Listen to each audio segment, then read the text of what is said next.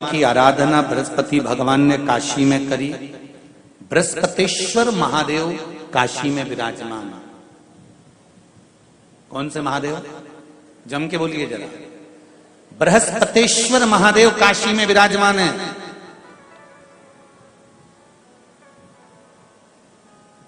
जो अंगूठी में पुखराज नहीं पहन सकते,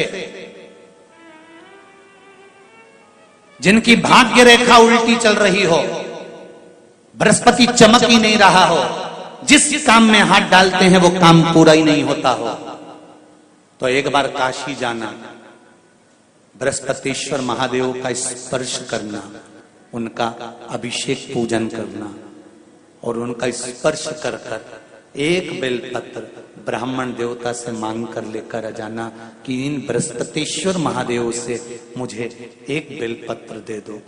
तुम्हें पुखराज पहना कि नहीं पहना, हीरा रतन माणिक पहना कि नहीं पहना, वो बेलपत्र इतना चमत्कार कर देगी कि जिंदगी में कभी संपदा की कमी आएगी नहीं। अगर बृहस्पति नहीं चमके तो बृहस्पतेश्वर महादेव, जहां पर बैठकर बृहस्पति भगवान ने शंकर भगवान की आराधना करी है, रोज गंगा जल जाना, गंगा जल लेकर आना, शिव जी की आराधना करना, एक शिवलिंग का निर्माण करा, उसकी आराधना में बृहस्पति भगवान डूब गए, उसकी आराधना में बृहस्पति महाराज निरंतर लगे रहे। और इतनी आराधना बृहस्पति महाराज ने करी, इतनी आराधना करी बृहस्पति महाराज ने कि शंकर भगवान सामने प्रकट हो गए। मांगो बृहस्पति, तुमको क्या चाहिए? कुछ नहीं, केवल आपका भजन। नाम रख दिया, तुम्हारा नाम बृहस्पति रहेगा। बृहस्पति भगवान का एक नाम बृहस्पति भी रख दिया और तुम साधारण नहीं रहोगे। तुमने मेरी आराधना करी है तो देवताओं के गुरु बनकर विराजमान होगे। अब अभी तक 2 भार इंद्र के पास में थे। बहुत ध्यान देकर समझना ये नवग्रह कथा को। 2 भार थे इंद्र के पास। इंद्र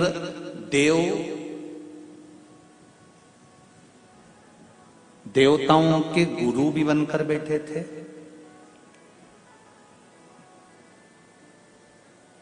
देवगुरु बृहस्पति की जगह पूर्व में इंद्र ही देवगुरु का पद संभाल रहे थे और देवराज का पद भी इंद्र के पास में था। कौन कौन से पद थे? जम के बोलो जरा। पहला पद देवराज इंद्र का, दूसरा पद देवगुरु, देवगुरु का पद भी इंद्र के पास में था और देवराज का पद भी इंद्र के पास में था। ये 2 पद जब होता है साधारण भाषा में, आप ले लीजिए, किसी के पास में अध्यक्ष का पद भी है, किसी के पास में और कहीं का पद भी है, 2-3 पद उसके पास में विराजमान है, तो उसके पास में 2-3 पद अगर विराजमान है तो फिर उससे अगर एक पद ले लिया जाता है तो उसको अहंकार आ जाता है, उसको गुस्सा आ जाता है कि बताओ अभी तक तो मुझे पूछा जा रहा था, अब तुम तो वो पद पे भी जान दो। जैसे तुम किसी कुर्सी पर बैठे हो, कथा सुन रहे हो और इतने में कोई रिश्तेदार बाहेती जी का आ गया और तुम बढ़िया आराम से बैठे थे और बैठे बैठे इतने में बाहेती परिवार से कोई आया और उसने तुमको उठाया, प्लीज थोड़ा सा, और तुम्हें उठाकर दूसरी जगह बिठा दिया और उन्होंने अपने वाले को कुर्सी पर बिठा दिया। अब बोलो, जो उठा, जिसको उठाया था उसका भगोने जैसा मुंडा हुआ कि नहीं हुआ? अरे बोलो तो। अपन दूर कथा नहीं जाते, कथा अपने ऊपर लेके चलो कि अपन कैसे समझें इस कथा को। बहुत अगर गहन तत्व की कथा सुनेंगे तो समझ में आएगी नहीं। यहां से सुनी, यहां से निकाल दी, बच्ची कुछ दी, ऊपर से निकल गई और मालूम पड़े थोड़ी देर बाद माताएं कुर्सी पे बैठी बैठी। अब फिर तो अपन तो अपने पर लेकर चलो ना, कि जैसे कोई आप कुर्सी पर बैठ गए और इतने में इनके रिश्तेदार कोई आए और आने पर उन्होंने कहा दिया तुम यहाँ से उठो, दूसरी जगह जाके बैठो। इतने में तुमको बुरा लग गया, बुरा लगा, मुंह भगोने जैसा हो गया, गुस्सा आ गया। उसी तरह इंद्र के पास में 2 सत्ता थी, एक देवराज इंद्र थे और दूसरे गुरु का पद भी इंद्र के पास में था। देवताओं के गुरु बनकर इंद्र घूम रहे थे, पर अब उल्टा हो गया। शंकर भगवान ने बृहस्पति महाराज को देवगुरु बना दिया।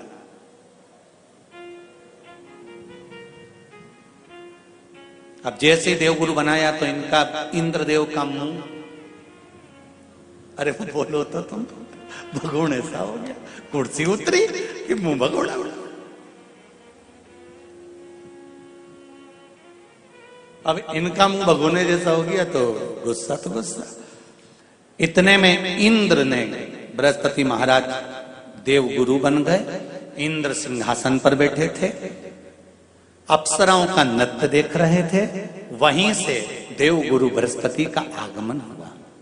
बृहस्पति महाराज जैसे ही आए तो इंद्र तो सिंहासन पर बैठकर पूरा अप्सराओं का नृत्य देख रहे थे। उनको देव गुरु बृहस्पति से मतलब ही नहीं था।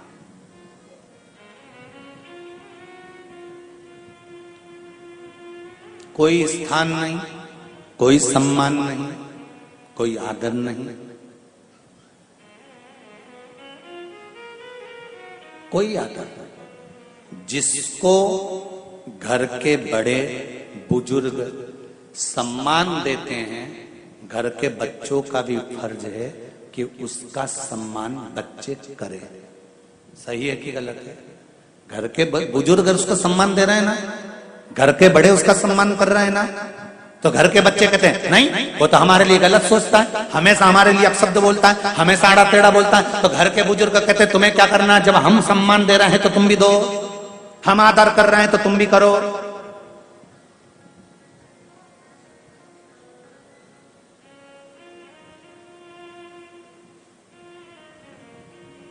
पर नहीं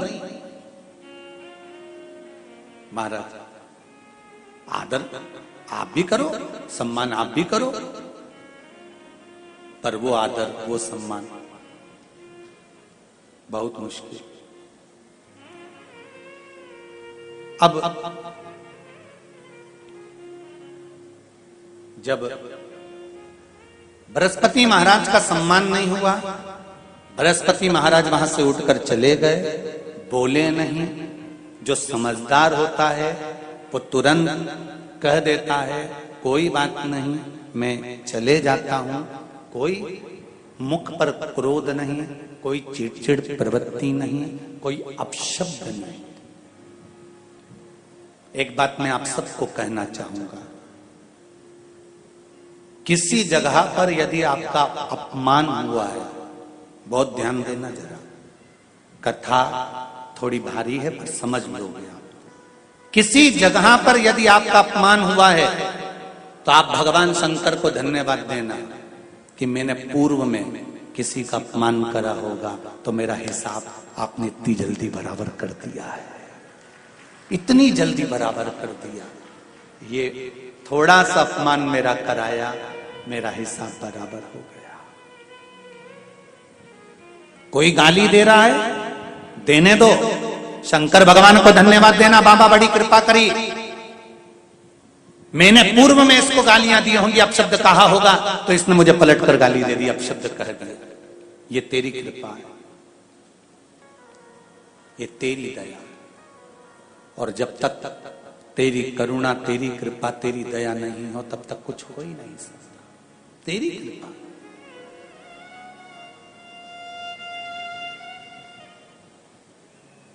भगवान से कहो, हे देवाधिदेव महादेव, मैं ये नहीं कहता कि मुझे रोने मत देना, क्योंकि कर्म का भोग तो मुझे भोगना पड़ेगा। देवाधिदेव महादेव से कहो, हे देवाधिदेव महादेव, मैं ये नहीं कहता कि मुझे रोने मत देना, पर इतना जरूर कहता हूं तेरे सिवा किसी दूसरे के आगे झुकने मत देना, बस इतनी कृपा कर। मैं ये नहीं कहता कि मुझे रोने मत देना, बस तुझसे निवेदन है कि केवल तेरे दरबार के अलावा किसी दूसरी जगह पर मुझे झुकने मत देना, क्योंकि मैं जानता हूं अगर तू मुझे अपना समझता है, झुकने नहीं दे सकता तो फिर रोने भी नहीं देगा। ये मेरा विश्वास। तुलसा के ऊपर जो मंजरी लग जाती है, ये तुलसा के ऊपर उसका कर्जा है, इस मंजरी को निकाल दे। तुलसा पर मंजरी नहीं होना चाहिए। जैसे ही मंजरी बड़ी हो, मंजरी को उतार लिया, शालिग्राम जी को समर्पित कर दिया, ठाकुर जी को चढ़ा दिया। कितना सुंदर कहा है, शंकर जी का नाम लेकर, जैसे आपको कथा में कहा था बद्रिकाश्रम जाओ तो चने की दाल चढ़ाओ, किसका नाम लेकर? शंकर जी का नाम लेकर। केदारनाथ जाओ तो शंकर जी पर घी चढ़ाओ, किसका नाम लेकर? नारायण का नाम लेकर। नारायण का नाम लेकर केदारनाथ में घी चढ़ता है और बद्रीनाथ में शिव का नाम लेकर चने की दाल चढ़ती है। उसी तरह मंजरियों को इकट्ठा कर कर मंजरी 108 मंजरी की माला तैयार कर कर शिव का नाम लेकर जो नारायण के शालिग्राम जी के गले में माला धारण करा देता है, उसकी मनोकामना पूर्ण हो जाती है। मनोकामना को पूर्ण